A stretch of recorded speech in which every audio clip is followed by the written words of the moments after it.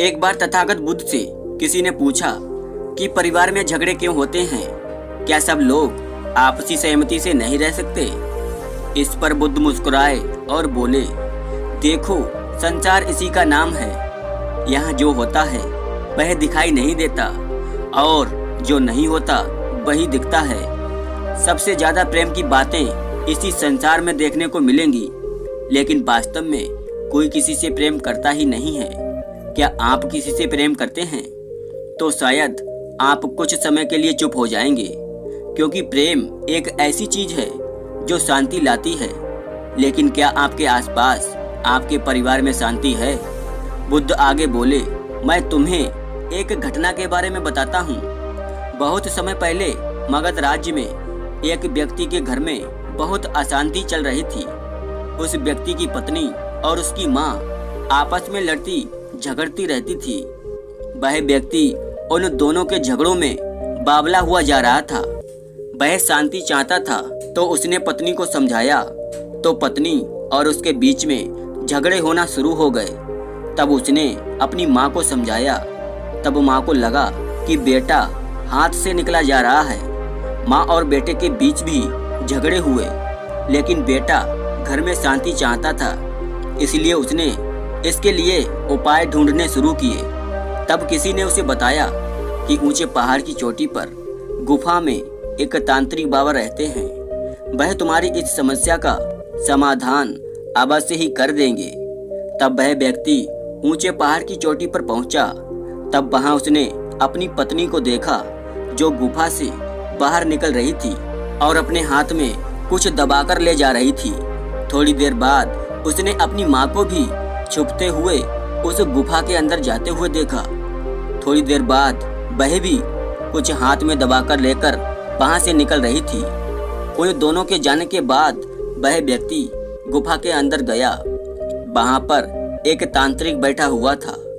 उसने तांत्रिक से कहा, बाबा, मैं बहुत परेशान हूँ। बाबा ने बीच में रोकते हुए कहा, रुक जा, मुझे सब पता है कि तू खुश नहीं है।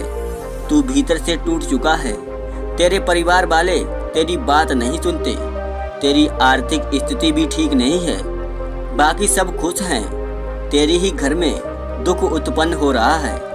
क्या मैंने ठीक कहा? बाबा के मुख से यह बातें सुनते ही व्यक्ति बाबा के चरणों में गिर गया और उसने कहा, बाबा की जय हो, बाबा की जय हो। व्यक्ति ने कहा, बाबा, आप ही मेरी सहायता कर सकते हैं।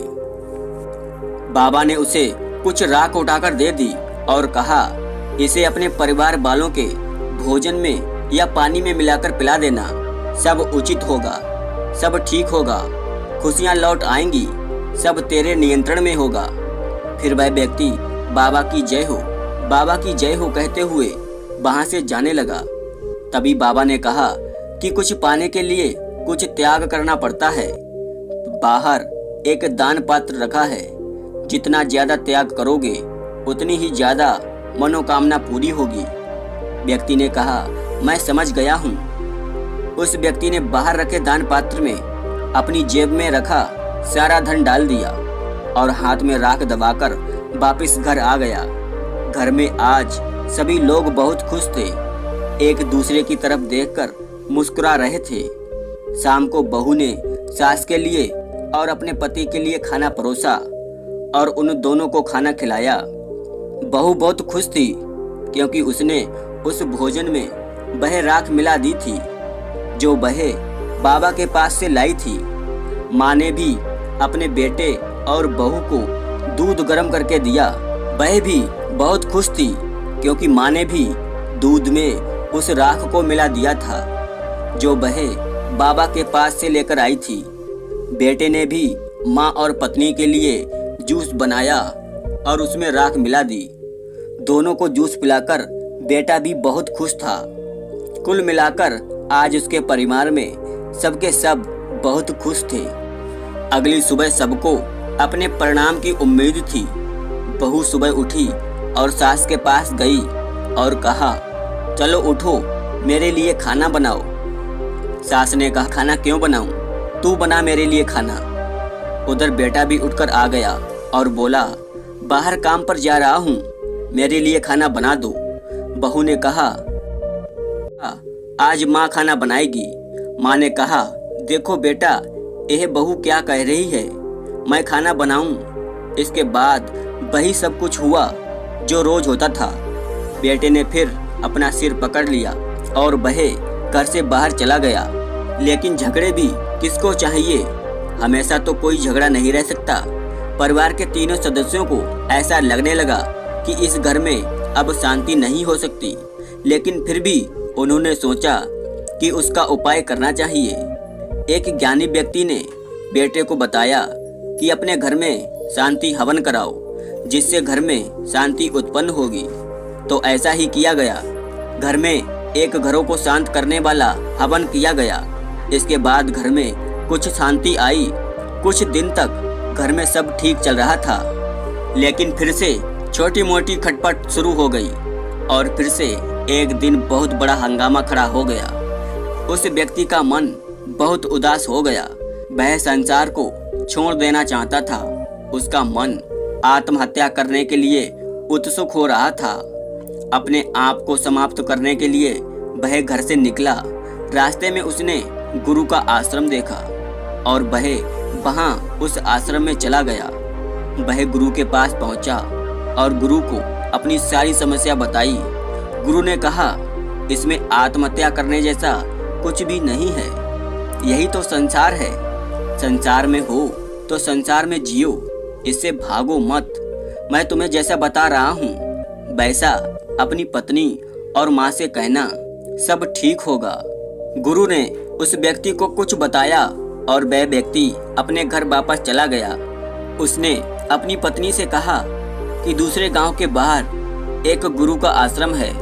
मैंने सुना है कि उनके पास जो भी जाता है वह उसकी सारी समस्याओं का समाधान कर देते हैं और कुछ लेते भी नहीं। पत्नी ने कहा, तुम मुझे क्यों बता रहे हो? मुझे इसमें कोई दिलचस्पी नहीं है। तब उसने अपनी माँ से कहा कि दूसरे गांव के बाहर एक चमत्कारी गुरु है, उनसे जो भी मांगो वह पूरा हो जाता है। माँ ने कहा, मुझे क्यों बता रहे हो? जाओ और अपनी मनोकामना खुद ही पूरी कर लो। अगले दिन निराशा में वह व्यक्ति गुरु के आश्रम पर पहुंचा तो उसने देखा कि गुरु के आश्रम से उसकी पत्नी निकल रही है। थोड़ी देर बाद उसने देखा कि उसकी माँ भी गुरु के आश्रम में आई है और थोड़ी देर बाद माँ भी आश्रम से बाहर निकली।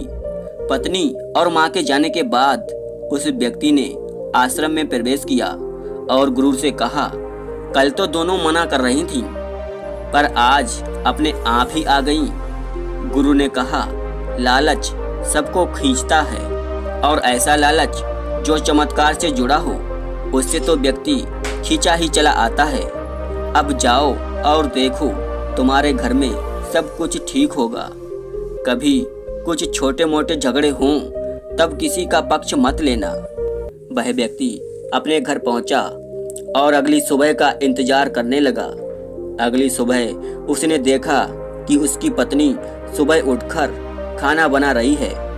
माँ उसकी खाना बनाने में सहायता कर रही है। दोनों आपस में बहुत खुश हैं। उस व्यक्ति ने भोजन किया। यह सब देखकर उसे अपनी आंखों पर विश्वास नहीं हो रहा था। उसे लग रहा था कि जैसे कोई चमत्कार हो गया हो। पत्नी ने माँ के पैर दबाए। माँ ने थोड़ी देर बाद बहू से पैर दबाने को मना कर दिया। उसके घर का माहौल जैसे बदल ही गया हो। धीरे धीरे समय बीतने लगा। घर में कुछ छोटे मोटे झगड़े भी होते थे तो वह प्रेम से ही सुलझ जाते थे। वह व्यक्ति उस दिन का इंतजार करने लगा जिस दिन उसके घर में फिर से वैसा ही माहौल उत्पन्न होगा जैसा पहले था, पर वह दिन कभी आया ही नहीं। एक वर्ष बीत गया। इस बीच परिवार में कई मुसीबतें आईं, पर परिवार के तीनों सदस्यों ने मिलकर उसे सुलझा लिया। तीनों एक दूसरे की हिम्मत बन गए। एक वर्ष बीत गया था। वह व्यक्ति उन गुरु के पास पहुंचा और बोला, गुरुदेव, एक वर्ष पहले मैं आपके पास आया था। तब आपने मेरी पत्नी और माँ से कुछ कहा था। मुझे नहीं पता कि आपने क्या कहा था। तब से आज तक वह दोनों माँ बेटी की तरह रहती हैं, लड़ती झगड़ती भी नहीं, एक दूसरे का ख्याल भी रखती हैं। आपने उनसे ऐसा क्या कहा था? गुरु ने कहा, संसार का नियम है कि यहाँ कोई किसी से प्यार नहीं करता। प्यार के नाम पर सब कुछ करते हैं, लेकिन प्रेम नहीं करते। तुम देखते हो, दो राजा आपस में लड़ते हैं, दो देश आपस में लड़ते हैं, दो धर्म, दो जातियां आपस में लड़ती हैं, दो भाई आपस में लड़ते हैं। और यहाँ हमेशा से ही ऐसा होता आ रहा है और ऐसा ही होता रहेगा, क्योंकि इसकी जड़ परिवार है। परिवार में प्रेम नहीं बल्कि कब्जा करने की प्रवृत्ति है। हम एक दूसरे पर कब्जा कर लेना चाहते हैं, हम एक दूसरे को जीत लेना चाहते हैं, हम अधिकार जमाना चाहते हैं, हम सामने वाले को खुला नहीं छोड़ना चाहते। व्यक्ति ने कहा, गुरुदेव, मैं आपकी बात समझ गया हूँ, आप सही कहते हैं, पर आपने मेरी पत्नी और माँ से ऐसा क्या कहा कि वो दोनों सुधर गई हैं? गुरु ने मुस्कुराते हुए कहा कि मैंने तुम्हारी पत्नी से कहा कि तुम अगर अपनी सास और पति को 1 वर्ष तक खुश रखोगी, उनकी सेवा करोगी, तो तुम्हारी सास और तुम्हारा पति तुम्हारे कब्जे में आ जाएगा। और यह बात मैंने तुम्हारी माँ से भी कही थी कि वह अपनी बहू और अपने बेटे का ध्यान रखेगी, तो बहू और उसका बेटा उसके कब्जे में आ जाएंगे। व्यक्ति ने कहा, गुरुदेव, 1 वर्ष तो बीत गया, इसका मतलब है कि फिर से वह उसी प्रकार से लड़ाई झगड़ा करेंगी। गुरु ने कहा, डरो मत, ऐसा नहीं होगा। इस 1 साल में उन दोनों ने एक दूसरे को बहुत जाना है, उनके बीच में प्रेम बढ़ा है। झगड़ा करने की जो प्रवृत्ति है वह कम हो गई है, हो सकता है कि खत्म भी हो गई हो। उन्हें एक दूसरे पर भरोसा है कि बुरे समय में भी एक दूसरे का ख्याल रखेंगी और ऐसा कुछ नहीं होने वाला। उस व्यक्ति ने गुरु का धन्यवाद किया और वहां से चला गया। दोस्तों, हमारे जीवन में भी ऐसा ही होता है।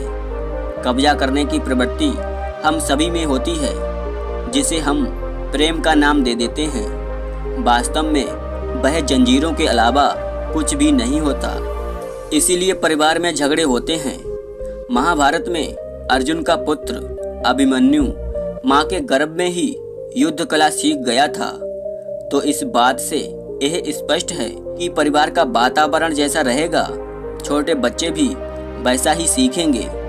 इसलिए घर के सदस्यों को आपसी प्रेम बनाए रखना चाहिए। बच्चों के सामने ऐसी कोई बात नहीं करनी चाहिए जिनका बुरा असर उनके स्वभाव पर होता है। तो दोस्तों, उम्मीद करता हूँ आपको इस कहानी से बहुत कुछ सीखने को मिला होगा। अगर वीडियो पसंद आई हो तो वीडियो को लाइक और चैनल को सब्सक्राइब जरूर कीजिएगा। धन्यवाद।